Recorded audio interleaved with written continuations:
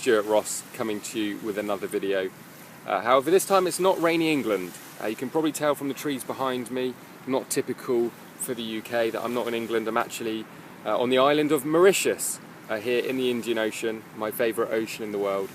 Yeah, it was Wednesday last week, pouring of rain, and I said, one more day of rain, I am out of here. It's rained pretty much every day in Surrey, where I am in the UK, since Christmas, bar maybe 4 or 5 days. Literally, it's been terrible. There's loads of flooding. And on that note, if you're somebody watching this video that's been affected by the flooding, I hope you get everything sorted okay. I've had a lot of flooding around where I live. Fortunately, my house is okay. I have had some friends and family that have been affected, but it's just been terrible. I mean, it's just been rain, rain, rain, rain, rain. So I said anyway, like I said, that one more day of rain, I'm out of here. Jumped on the laptop on Thursday evening and booked my flight for the Saturday to come out here. And not sure when I'm going to return, to be honest. I'm in touch with family at home, and I'll find out what's going on with the weather. But I certainly won't be going back whilst it's torrential rain every day. Now, the reason I'm shooting this video is I wanted to share something with you, which I think is going to be of value. This will be particularly interesting for those of you who are students of mine getting started in the SFM. Particularly if you've recently got started. And also, I think anybody who's serious about starting or getting started online, and creating a lifestyle business. I think this is going to really sort of resonate with many of you, and hopefully, like I said, provide value. So what I want to talk about is this idea of why people do fail online. There's all sorts of statistics being thrown out there. 97% of people fail when they start an online business. I mean, I don't know what the statistics are, quite frankly. I mean, a lot of the statistics that are out there aren't real. They're made up. But what I want to do is I want to sort of share with you my own experience of why people fail and what I think is the antidote for it. So the first thing that I want to say, I suppose, is that I've seen such a wide range of people succeed online. People from all different backgrounds. It's not about being technical. It's not about being brought up in a certain decade or a certain era. It's not about being particularly talented in a certain area. I really have seen such a diverse range of people succeed online. And with that being said, one of the things that I'll say is it's actually quite often the people that have to make it work that get the quickest results and do go on to succeed. People that have no choice. But I'm going to tell you that I know that the biggest reason why people fail, in my experience, is that building an online business is optional. Okay, it's not something. It's not a make or break. It's not a do or die situation. They're doing it because they want to improve their lifestyle. They're doing it so that they can sit on the beaches of the world, run their businesses from anywhere. It's not often, anyway, just about making more money. It's not often just about being able to have nicer things in life. It really is usually more around just freedom and flexibility for most people. A lot of those people that start an online business based on this idea of having more freedom and flexibility are in a situation where they have a job or they have a career or they have another business, and they're paying the bills. They're not going to end up on the streets if they don't make this online business work.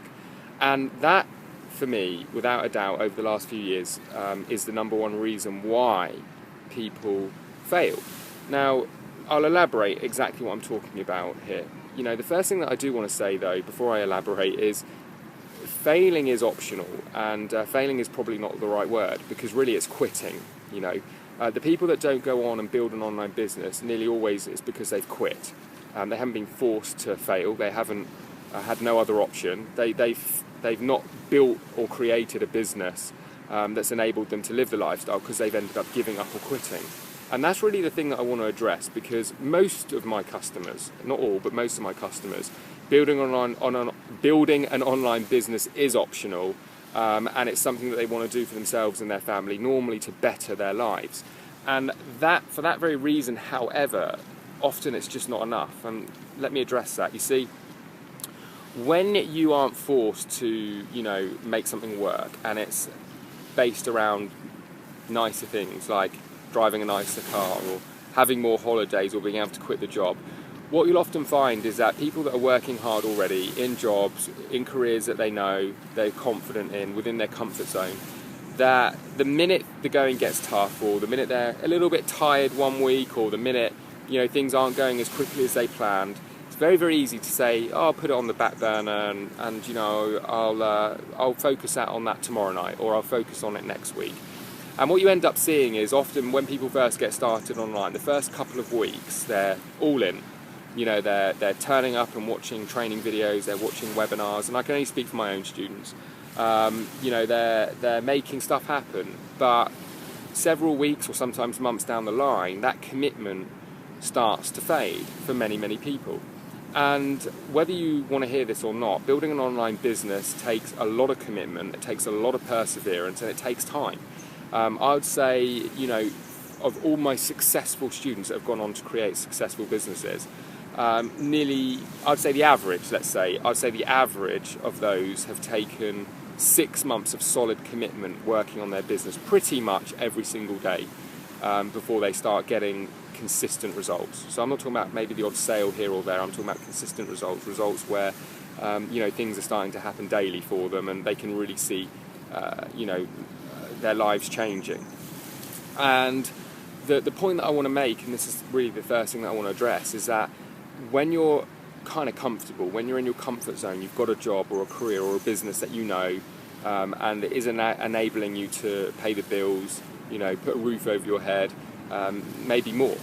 Maybe you've got a job where you do have the nicer things, you do have your 1, 2, maybe 3 holidays a year. It's very, very easy to put things on the back burner when you're feeling tired, or you can't be bothered, or the kids have kept you up at night, or you've had a stressful week at work, or there's been a personal matter that you've had to deal with. And that, without a doubt, is the biggest reason why people never go on to create a lifestyle of their taking, really, the lifestyle by design, I suppose.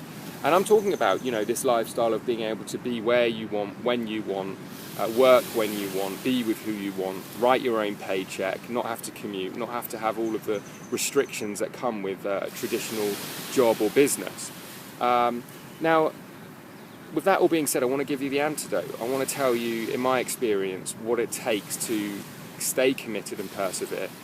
And one thing I'm going to say as well, which is what baffles me so often, is that I find that the people that do come in and out, dip in and dip out, and don't follow through and don't stick to their commitments, they're often the people with the most potential. It's so often the people that could really make this happen and make things happen really, really quickly, and that could be you that I'm speaking to right now. So the antidote, in my opinion, is this, and it really is. It's to have a huge vision. It really is. It's to have a big vision, much bigger than having a nicer car on the drive, much bigger than having an extra holiday a year, much bigger than, having a little bit more money in the bank.